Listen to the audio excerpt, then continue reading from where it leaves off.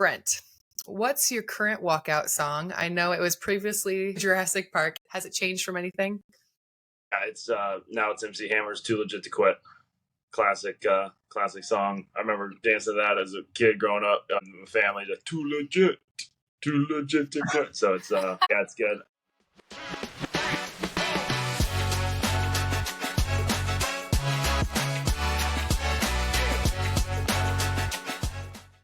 Welcome to Champion This with Brianna, Salvatore, Dueck, and Chelsea Poppens, where we share the incredible stories of athletes and entertainers who are using their platforms to create positive change in the world and the communities they live in. We're super, super excited today because we have two total rock stars on the show, Brent Suter and Lew Blaustein, who both really champion climate action and environmentalism. So just to jump into a little bit of their backgrounds, I'm going to hype up Brent first. So Brent is an MLB pitcher for the Cincinnati Reds. He's had an 8-year stint in the majors with teams including the Brewers and the Rockies. Like we mentioned, he's an environmental activist. He's also an author of a children's book called The Binky Bandit, and he's a Harvard graduate with a degree in environmental science and public policy. Welcome, Brent. Thank you so much, and thanks for having me. It's an honor to be here, and I love everything about this podcast. Yeah, so I'm excited.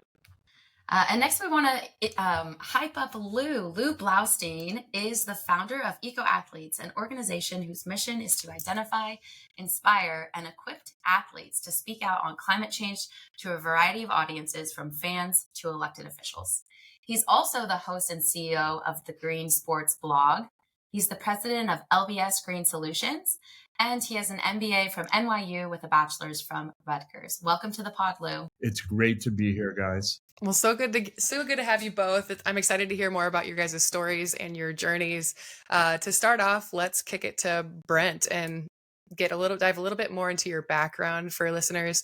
You played baseball at Harvard, where you studied environmental science, and then proceeded to play 4 seasons in the minor leagues. On August 18th, 2016, you woke up to 72 missed calls from your manager, Rick Sweet, that you'd been called up to play and start with the Brewers.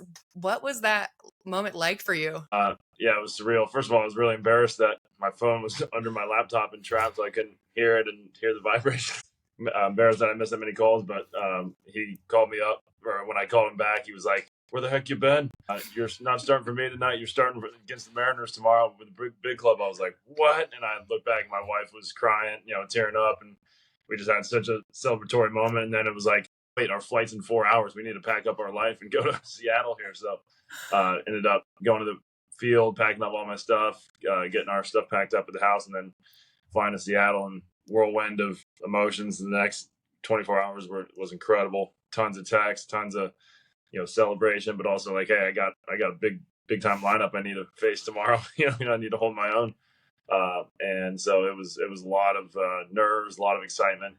It was day unlike any other. That's incredible. And, we were talking about just before we started recording the importance of staying ready. As a pitcher, you have a game tonight that you're pitching. And you mentioned, I'm always ready. And it's interesting, even I know probably those 4 seasons playing in the minors, you took that mindset, I'm sure, of always being ready for when you got that call, when you were called up. And now you've been in the major leagues for 8 years, which is incredible. You've had a storied career and you've been using your platform for positive impact. So I think just such a cool lesson for our listeners as well on the power of like putting in the work and staying ready. So love that, Brent. So Lew, to throw it to you, for lack of a better metaphor, but we'd love to hear a little bit more about your background as a conservationist. When did climate action and environmentalism really become your why? Well, it's an unusual story, I think. I was an environmentalist with a lowercase e, kind of my adult life, but I was working in sports marketing, advertising, sales in New York City. I was your basic sports nut, not like y'all, meaning like I'm not an athlete, but I loved sports. And so, I'm doing this job, and for me, it changed on 9/11. And I know that might sound cliche or hokey, but I was in Manhattan. I'd grown up and lived around the area and in the city my whole life. I didn't know anybody in the buildings downtown, but I felt like I had to do something, but I had no idea what that something was. So time went by, and then 2+ years later, there was a column in the New York Times that said, written by Tom Friedman, who still writes for them, global kind of big macro thinker writer, Pulitzer Prize winner. And the headline of it was, "Green is the new red, white, and blue."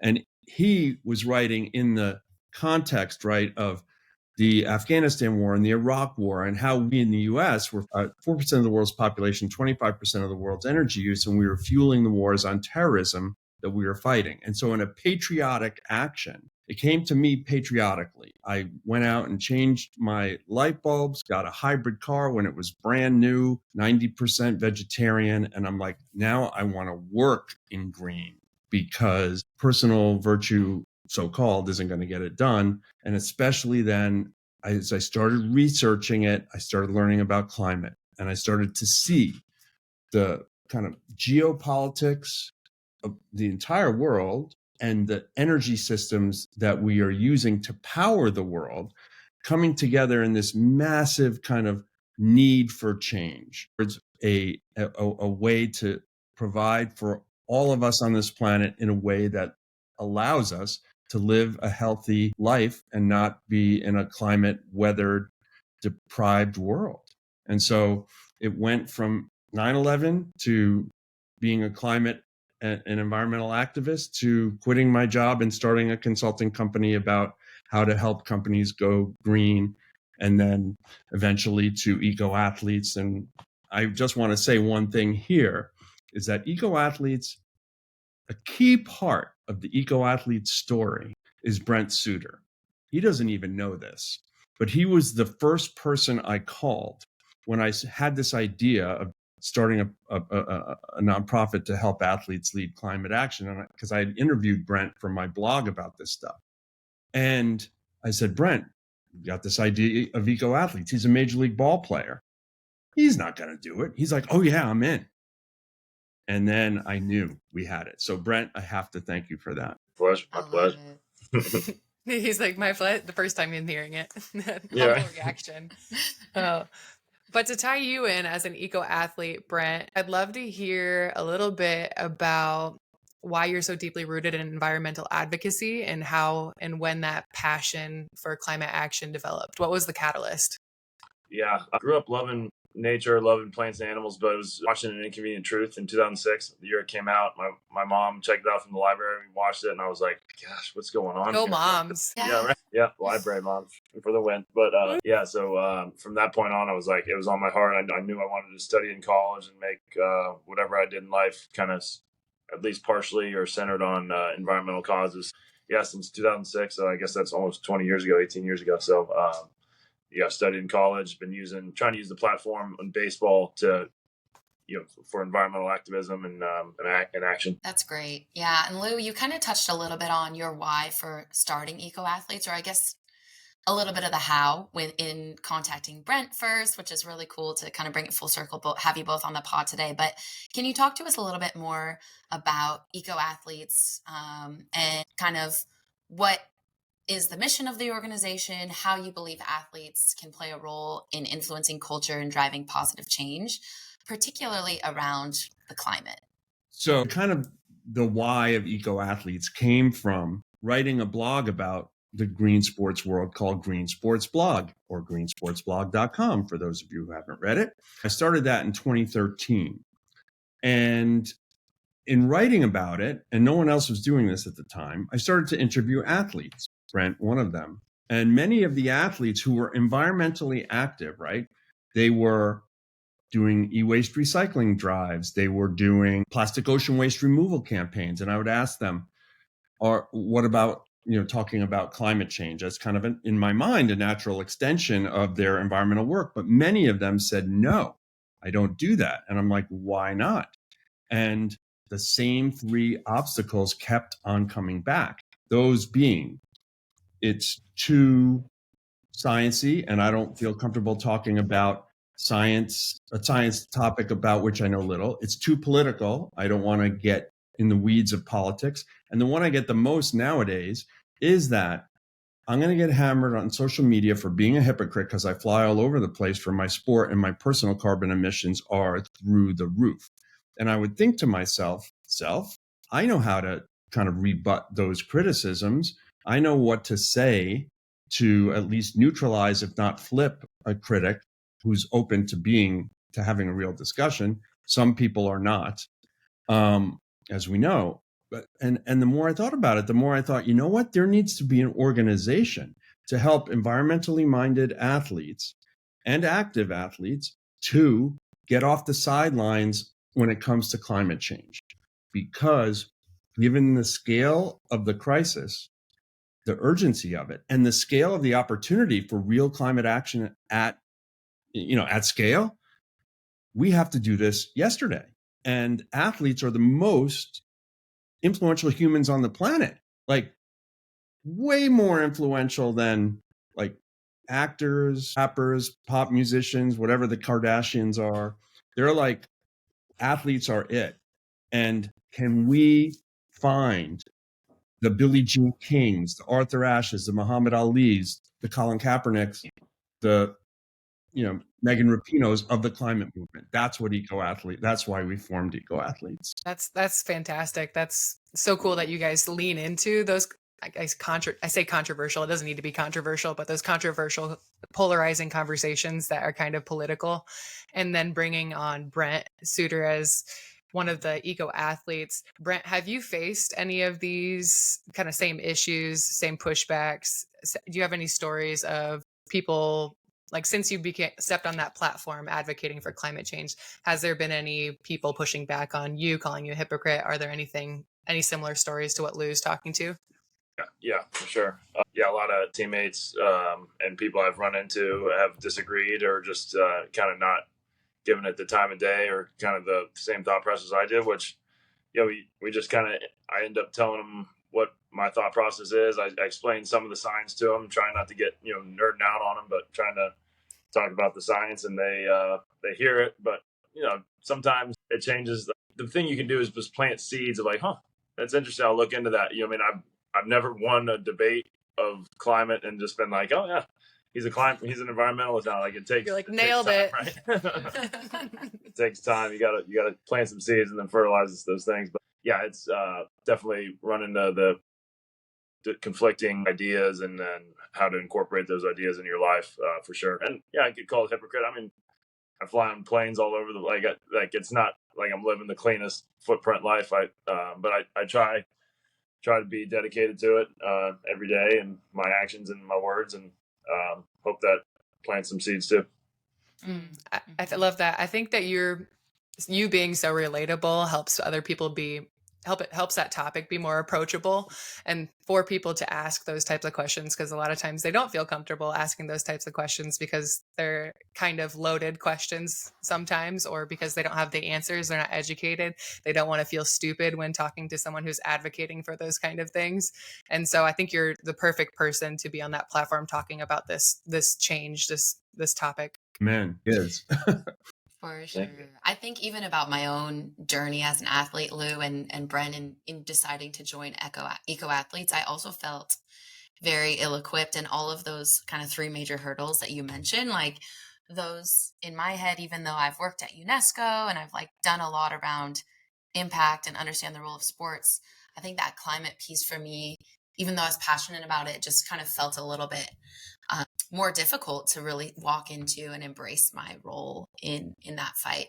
But Brent, just to also kind of continue to understand, what are some ways that you feel like you're able to educate and inspire your fans or people in the clubhouse through your platform? What does that work look like for you? What are some things you do?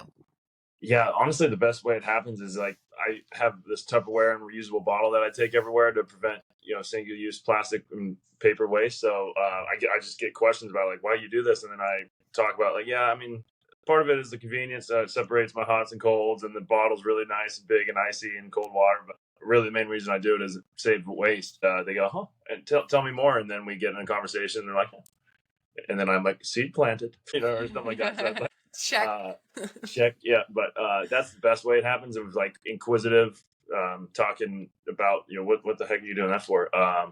And then, some of the other stuff, on social media, posting about, beach cleanups or tree plantings or environmental days and all that. And the book, the kids book I wrote, has an environmental theme to it, and that's really helped. I've gone into a lot of schools and read the book and then talked, very kind of clearly and logically about the climate based on the story. And the story focuses more on plastic waste, but it is kind of a general tale of like, problems in our society, or like waste compounds really quickly. So what we can do to limit it helps a lot. So yeah, that's been a really easy thing with the kiddos, my kids, and then just kids I've read to. So stuff like that. And then, yeah, just like we were saying, conversations, just bringing it up and not being afraid to talk about it is a big thing. You also led an initiative with your team, I think, to kind of stop using plastic bottles, and it was well received by a majority of your fellow teammates and people around. What was the name of that event? Strikeout Waste. Yeah. Strikeout Waste. 5 or 6 years ago, and a bunch of bottles companies like sent me free stuff, so I ended up being able to get. It was a win-win for everybody. Everyone got free bottles, and I was just like, yeah, sweet. And it was the middleman here. It was cool. They're like, influencer. I love it. Lew, to kind of jump to you now, I also wanted to understand, like, more concretely, what are some of the ways that you're equipping EcoAthletes? Like, I know because I've been equipped by you, but would love for you to share that with our listeners and how you can practically and tactically get these athletes ready for action. Yes, great question.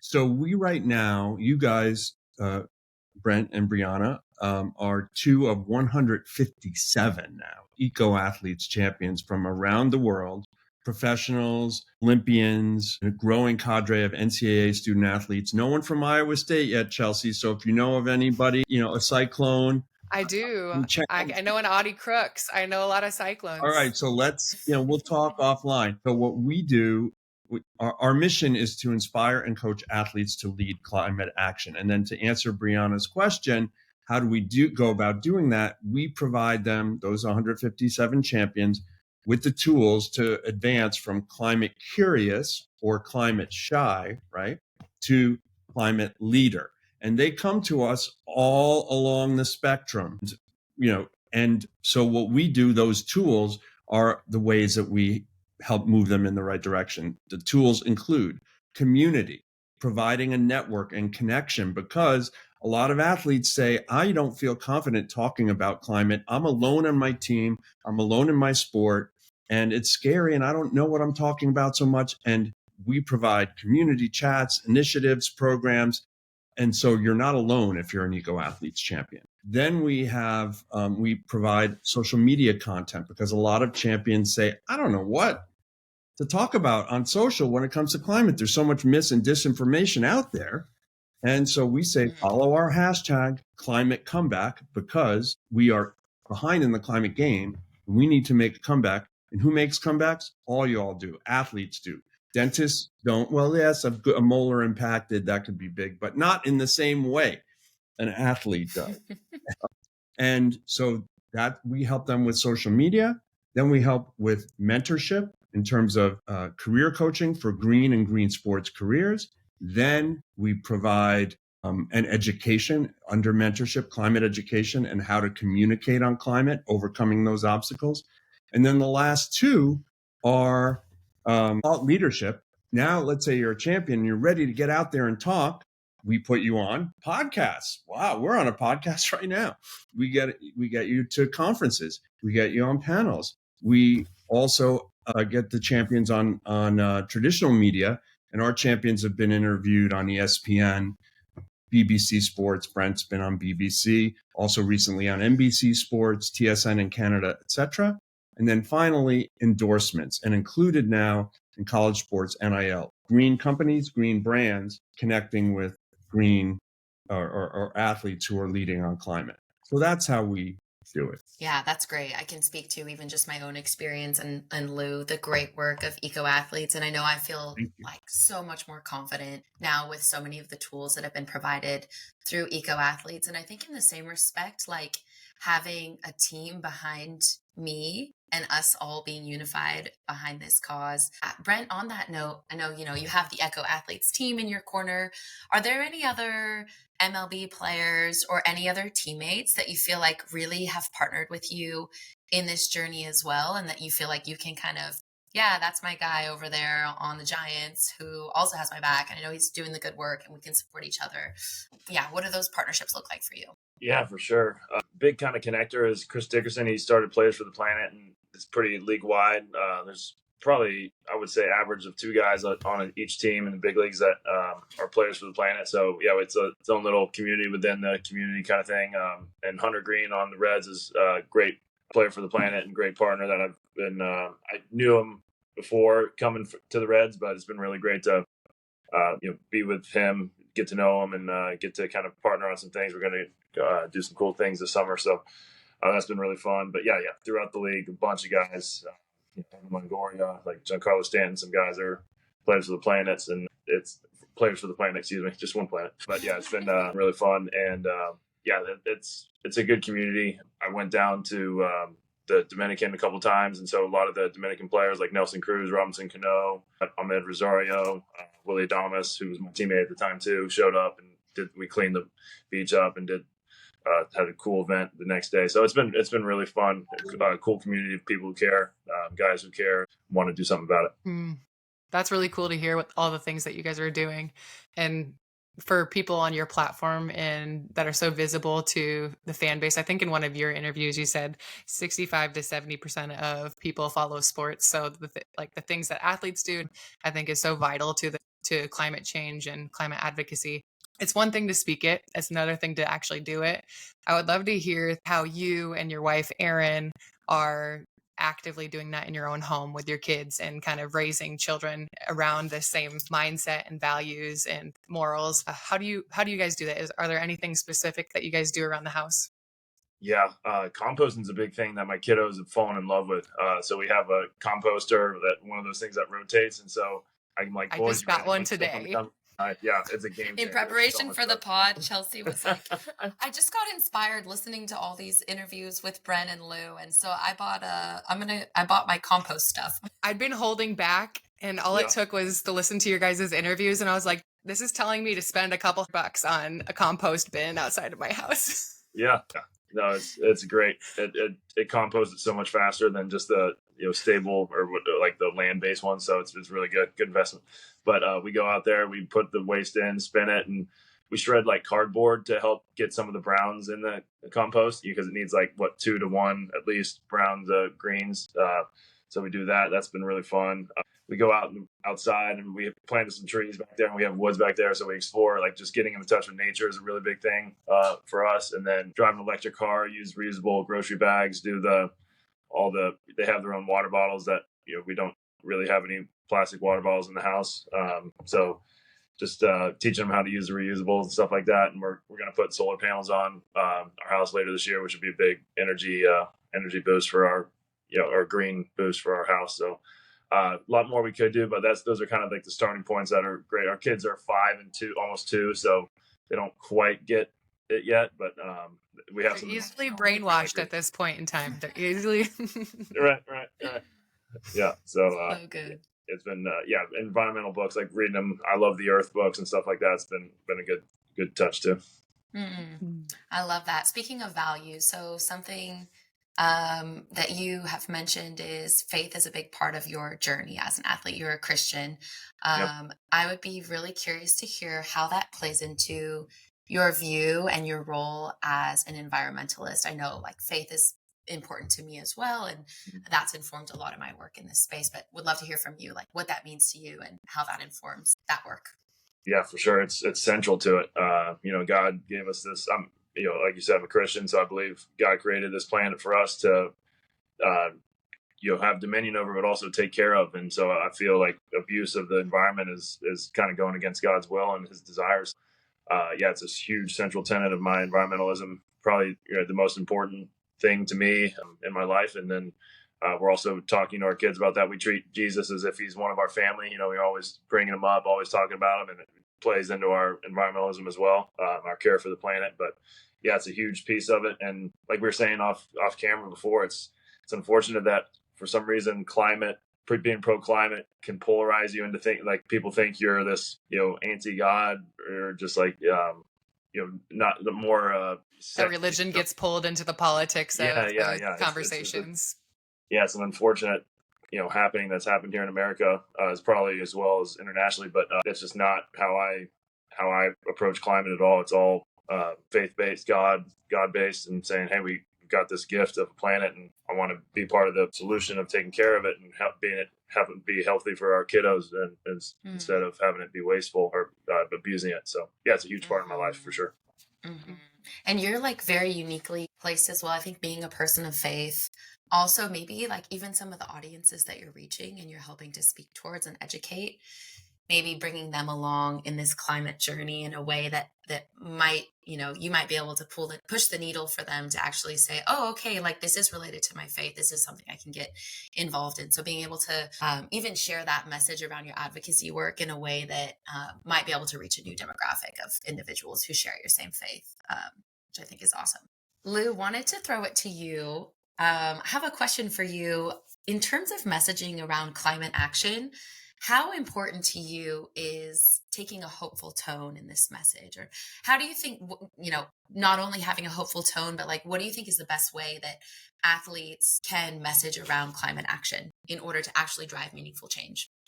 I mean, that's the only tone we can have, because let's put it this way, and I go back to climate comeback. I know it sounds kitsch, but that's our main hashtag, but that is so crucial to understanding why sports is so important. Because what do athletes do? What did you do in Chelsea when you played hoops? If you're playing a team that's, you're down by 8 at halftime, you're trying to course correct, you're trying to solve problems. Brent's trying to figure out, okay, how am I going to get, when he comes to pitch to the Yankees, Juan Soto out? How do I get these guys? How do I do this? This is the ultimate problem solving. Okay. But problem solving is so exciting, right? And so sports is a perfect metaphor for it. I mean, it just is the perfect metaphor. Second, so there's that, but let's be real. Okay.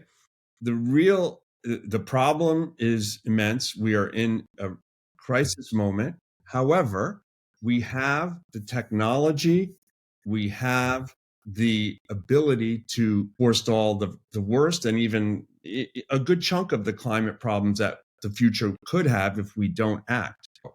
If that's the case, then the key is having the will and the consistent work to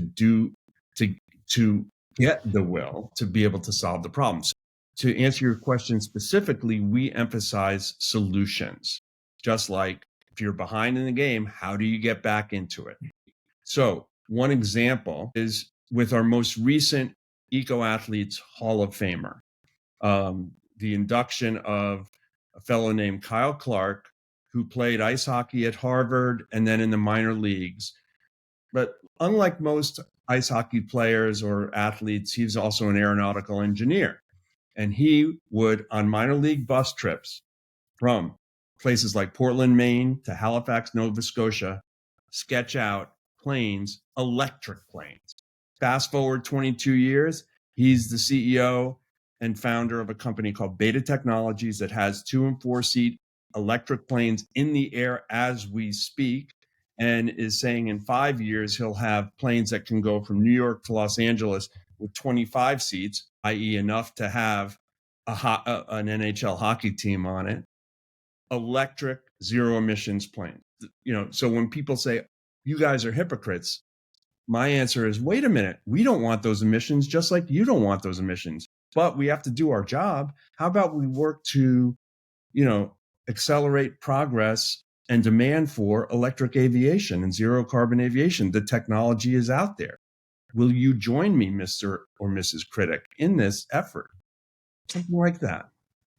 Mm-hmm. Extending the hand in order for them to take it, or maybe it is planting that seed. With a solution, with a real solution, like going at the problem and saying, hey, wait, we have some answers here. Mm-hmm.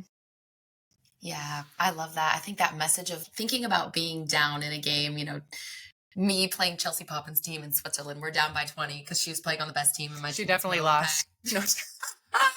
But, me What as about you like leader playing captain of my UConn? team, like, sorry. What about you playing UConn? Yeah, when we played UConn, okay, that was rough. It was rough to have hope in that game because they had won 81 games in a row and we were just getting smacked.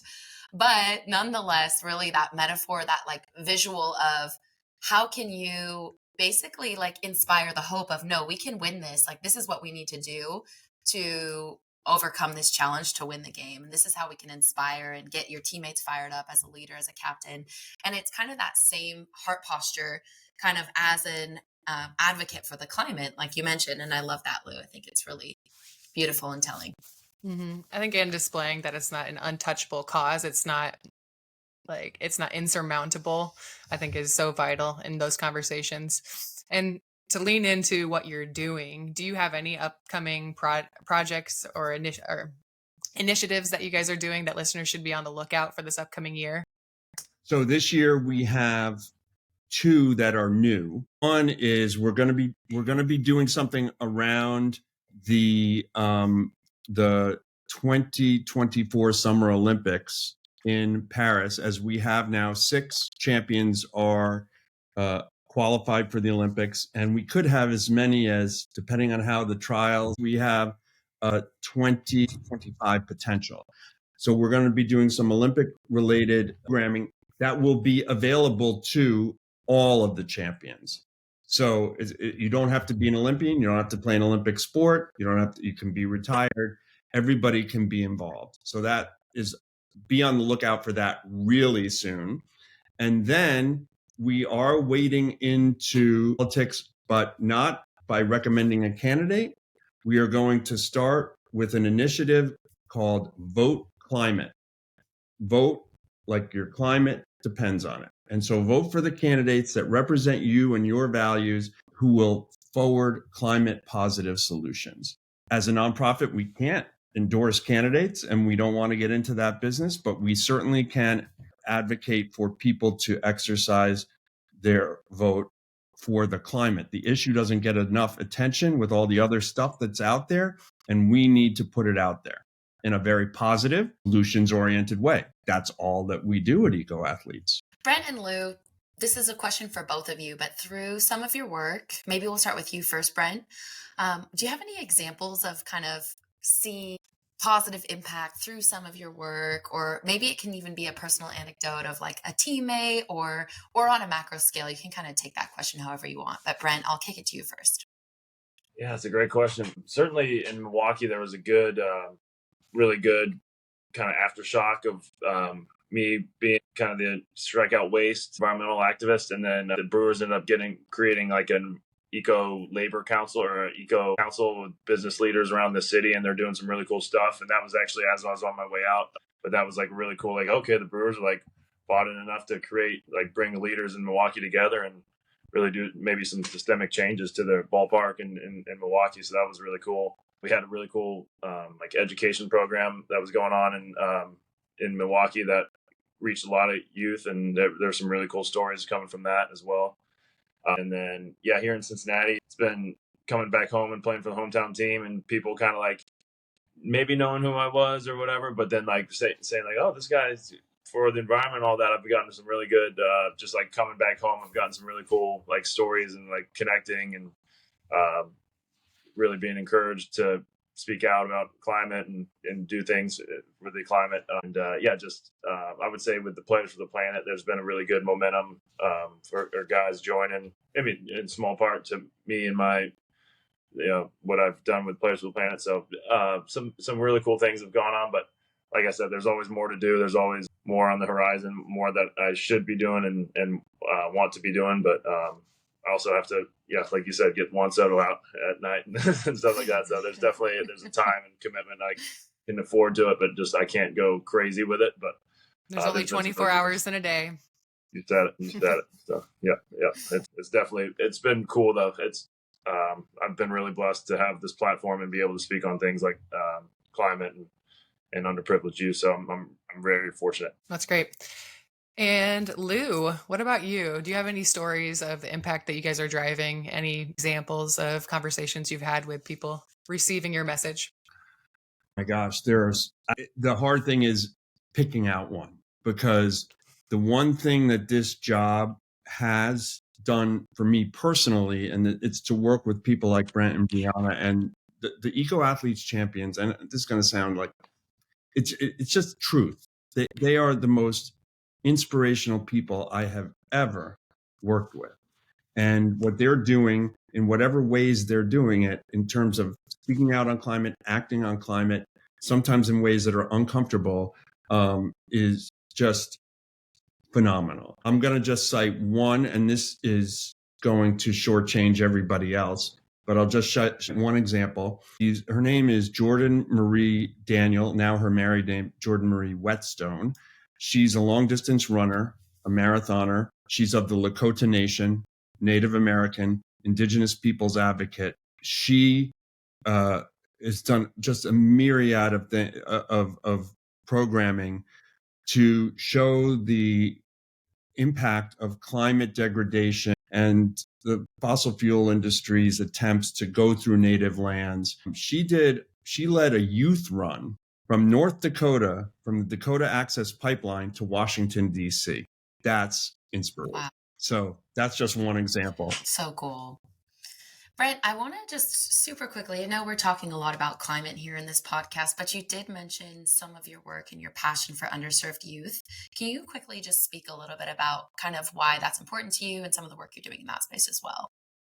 Yeah, for sure. That's always been really important to me. I think in this life, the ideal is for everyone to have an equal shot at happiness, or equal shot at prosperity, whatever that looks like for people. And what breaks my heart sometimes is like inner city, particularly Black and brown communities, kids growing up and they like hardly have a chance because broken families, socioeconomic status, poverty, just crushing poverty, and lack of it, good education. I try to do my part with helping out underserved youth. So I've done a lot with like RBI Academy, trying to bring baseball and life lessons all in one with a really good middleman being MLB, bringing the programs together. So I've worked with Cincinnati RBI Youth Academy a lot. I also work with the Joe Knoxville Miracle League. It's not necessarily underserved, but it's special needs kids that go play baseball every Saturday up in Fairfield, Ohio, just north of Cincinnati. It's just like the most heartwarming program and unbelievable. It's really great. And then this year I'm partnering with Sam Hubbard's foundation. He's a defensive end with the Cincinnati Bengals, and he started a foundation a couple years ago to try to help the Cincinnati children's poverty rate. It's like top 5 worst in the nation. So we're trying to get together, him, me, I think Andrew Benintendi might be joining. We're just kind of saying like, not in our town. You know what I mean? Like we all grew up in Cincinnati. I went to school with Sam's brother, so I've known him for a long time. And it's just like, so we're going to put, I'm going to put a cupboard into a school that's full of food and medical supplies and school supplies in Rothenburg Academy. It's like just north of downtown Cincinnati. It's in over the Rhine, and a bunch of underserved kids there. So trying to, find out what other ways to help. The best ways to help underserved youth in the Cincinnati area. But in Milwaukee, I had some really good visits to underserved academies. We had a really good relationship with the Boys and Girls Club up in Milwaukee. Did a lot of work with them. I got a bunch of laptops to the program and did some really cool stuff with the Brewers and the Boys and Girls Club. So definitely always been a passion of mine, and trying to make sure I make that leap into my hometown so I can use those facilities, use those relationships for the rest of my life. I think the being in the hometown is super special for the season of life you're in. Is you're easy to relate to and connect to because everybody kind of already knows you, and you have all these good initiatives and good things going for you that you're trying to build up. And Bree and I talk about this all the time, is giving back, and that coming that full circle moment of giving back to youth and the young minds of where we used to be when we were that age. And it's really cool to see you using your platform for that as well. But so thanks for doing that. I love to see it. I think that kind of ties us into our final question before we get into the lightning round questions. So we always finish off our episode by asking this question, but we'd love to hear from you both, Brent and Lew, on words of advice for our listeners to use their talents and passions to make the world a better place. So let's start with you, Lew. Do you have any words of advice for our listeners looking to use their passions and first of all, do some good in the world? Thank you both for having us on this podcast. And I love the way you frame it. And I look forward to listening to future episodes of all the athletes that you have. I think this is awesome. Okay. So, to me, if you want to really have a maximum impact on climate, if that's something you want to do, yes, certainly recycle, eliminate single-use plastic to the extent that you can, run or walk or cycle more and drive less, all of that. However, the things that you can do, the thing that you can do that is most powerful is to talk about it. Talk about it with your friends. Because sometimes when we think about talking about it, we're like, people don't want to talk about this. Well, you have to overcome that and talk about it in a way that's welcoming and solutions oriented. And then the other is vote. And I don't only mean with your ballot. And hearkening back to what you guys were saying, this should not be a partisan issue. It doesn't have to be a partisan issue. And I don't look at it that way. And so I just say vote climate, whatever your political persuasion is, but also vote with your pocketbook. What do you buy? Your composter. What don't you buy? And then vote also with your investments if you have them or when you get them. You are making an impact with all of your decisions have a climate impact, and you can make them from your desktop or out in the fields or wherever. So that's my answer. It's a great word, Lew. I love that. Thank you. Brent, what about you? How can our listeners really use their talents and passions to make the world a better place? Yeah, for sure. I just want to touch on what Lew was kind of alluding to is every choice matters. And we didn't talk about diet, but how important diet is, not just for our health, but for like choosing an environmentally friendly diet and how beneficial that can be to the whole planet and including our bodies. Yeah, making sure you try to eat less red meat, eat less seafood, and focus more on coloring your plate with locally grown fruits and veggies is a really big thing. We always hear it as athletes, like color up your plate, but it's very much more environmentally friendly, and it definitely has benefits. But I would say, yeah, like every one of us is given talents. We have unique gifts that we can bring, and meditation is a really good way to kind of tap into what your role might be here on Earth. If you're kind of confused, maybe some kids are out there like, I don't know what to do with my life. Like, just sit, get yourself some solitude time, be in the present moment as much as you can, tap into. You get in a prayerful meditation to say, like, what am I here for? You know what I mean? Like, what can I do on this earth to make a positive impact? I think that's a really good way to start. And then from then on, it's act. Do find out what that answer is, or just try some different things and see what really clicks with you. Someone said, kind of when you find that passion or when you find that niche in your life, it should be like floating downstream. You know what I mean? It shouldn't be like a hard work, like upstream, like, oh my gosh, I'm grinding. This is terrible. There should be like a musical quality to it and just like a downstream flow of like, man, this makes sense to me. This is like deep in my soul. Like, this is what I was supposed to do. So I would say try to, do your best to find that thing and roll downstream until you hit wherever you're trying to go. I love it. I think it's important we're all confused majority of the time, and we're just doing it anyway. But I love it. Good. I love that. I like put out my vision board for the year, just kind of my like goal setting, whatever. And my word for the year was dancing to God's song, which I think really is kind of being in the flow of like, okay, God, what do you have for me? Like for me, the faith piece is really important, being a Christian, but just being in rhythm. When you find your purpose and your passion and that thing that you're like, I'm locked in, like it does feel very in rhythm. It does feel like, not something you need to really, really force. Obviously you put your best foot forward, but there's a natural element to that as well. Can I just add one thing to that? Yes, go Lew. We're talking about, in essence, giving back. And sometimes people think, man, that's like work, right? Like, or they'll say, wow, that's so great that you do this volunteer work or da-da-da-da-da. And when they would say that to me, because I used to run a volunteer project where we would dance with the residents of a senior citizen's home. Oh, I love it. And people would say, oh my God, that's so great that you do that. And of course, it's a good thing. However, inside, I would say, I feel a little guilty because I get so much from doing it.